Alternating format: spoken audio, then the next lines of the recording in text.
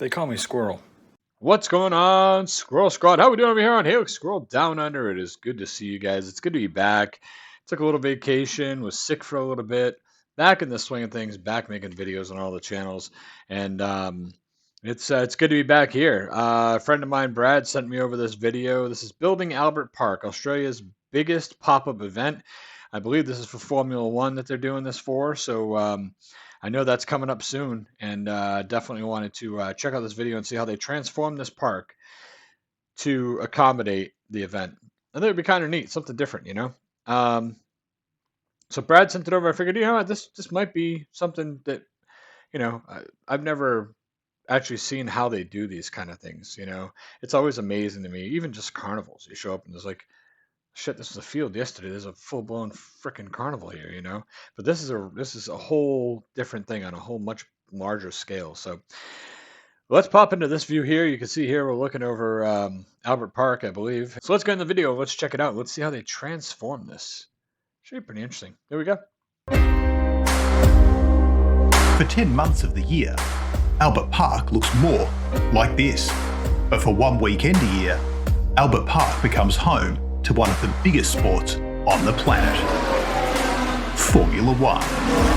How does a park in Australia's southern capital transform into the site of an annual event that makes Melbourne the focus of the sporting world? This is the story of the Formula One Australian Grand Prix, Australia's biggest pop-up event. This is Albert Park. All these stands, stadiums, walls, buildings. This is what we're putting up.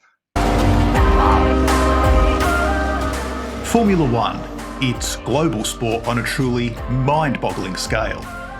And since 1996, Albert Park has been Australia's annual home for the most famous motorsport category of all. In that quarter century, Albert Park has launched F1 careers, seen champions shine, hailed home heroes, and produced so many memorable moments. And the fans from near and far have come in their hundreds of thousands to Melbourne.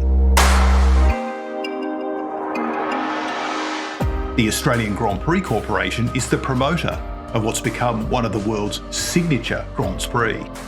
And every year, the journey to lights out at Albert Park is one punctuated by meticulous planning, with no stone left unturned. There's like a whole Grand Prix corporation. Just that's what they're there for. That's crazy to me too. August, and the wheels for next year's Formula One Australian Grand Prix are already in motion. Step one on the ride from concept to completion is the Venue Design and Operations Committee, the heartbeat of the entire event. VDOC runs like the first lap of a Formula One race. It's the beginning of the story, the launch point of everything that follows. What worked last time? What's new? How can the Grand Prix experience be made even better? As the F1 season that is runs through the European summer, autumn at Albert Park for the campaign to come is already taking shape.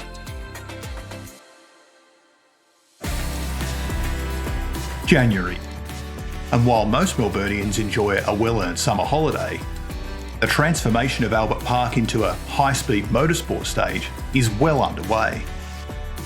It's a massive project, and one that runs like clockwork. This is crazy to me. Like, why don't they just set up a stadium? I mean, instead of setting up and tearing it down every year. But I suppose if it works, you know, it just seems like such a big undertaking. So much money, labor, everything else. It's crazy. But I guess 10 months out of the year, you get a beautiful park that everyone can enjoy. So that's the swap off to it. But gosh, this is so much. So much. In all, the event build takes an estimated 400,000 hours. And at its peak, 150 trucks a day transport the circuit's hardware from its storage hub to trackside for construction over a 9-week period. There's 16 grandstands to build, with enough seats to accommodate over 44,000 people, while 23 hospitality facilities and 113 suites will give over 40,000 guests a trackside experience they're not likely to forget. The circuit itself comes together with 3,500 concrete barriers and debris fence panels, spanning around 10 kilometres of track. 3,500. The event build alone creates 200 jobs, with 95% of that work coming from Victorian businesses. Fast forward to February, and as pre-season testing in Europe and the Middle East heralds the start of a new campaign, F1 begins to take over in Melbourne. The anticipation for the Australian Grand Prix starts to rev up everywhere you look, and at the circuit, it's a hive of activity. With the F1 World's arrival in Australia just weeks away, a dedicated team of 14 are accrediting 17,000 people for the event. Wow. And with over 400 media members from around the country and across the globe set to tell the story of the Australian Grand Prix from trackside, timely delivery of data is critical. Race week, and the final pieces of the puzzle are slotting into place, and pit lane might just be the busiest stretch of bitumen in all of Melbourne. More than 70 40-foot containers of sea freight, around 700 tonnes, and another 900 tonnes of air freight are received, delivered, unpacked and assembled as the teams arrive at Albert Park.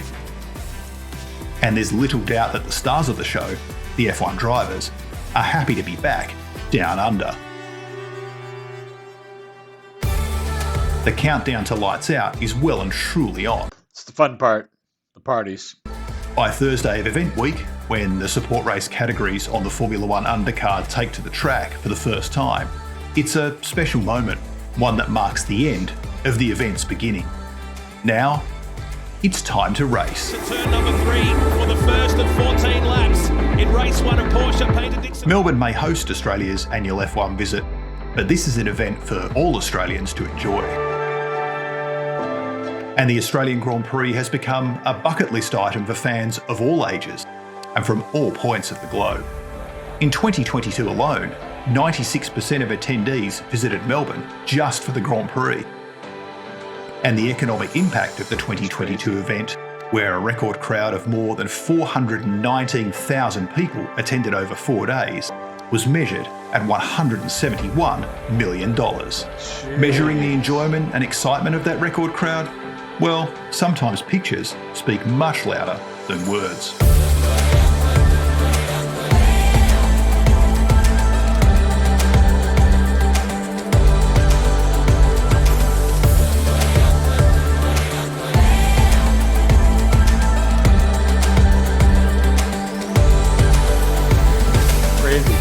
The Australian Formula One Grand Prix.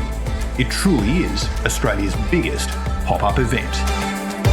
And with Albert Park set to host Formula One every year until at least 2037, it's an event to experience again and again and again.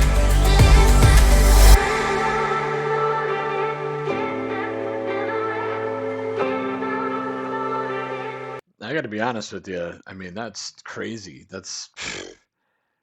I understand setting up for big events and the logistics and all that, but like we were literally building the stands. I said earlier, why don't they just do it in a stadium? Well, it's because they just build a stadium in the freaking park. You know what I mean? Like they put up the walls that the shit's gonna bounce off of. So there's a bad crash or whatever. To stadium seating to clubhouse seating. That is nuts. How do you? I mean. That's just crazy. I don't even know. It's like such a huge transformation. It's such a big, big, big thing, and to go from one extreme completely to another. Like just got this park and everybody's hanging out, and also next thing you know, it's like, oh shit, we're gonna throw a race here. We're gonna have cars going 200 miles an hour like a bunch of fucking madmen. Pretty much what happened there, right? That's quite the impressive feat. It really is. I mean, I can't imagine being one of the people that had to plan it out every year and had to figure it out. So, really, really cool. Formula One's coming. We're not far away, and so I thought this would be something good. I'm glad Brad recommended it. I hope you guys are doing okay. I hope you're doing well, and hopefully I will catch you again very soon. Be good, all right? Take care of yourselves. Squirrel out.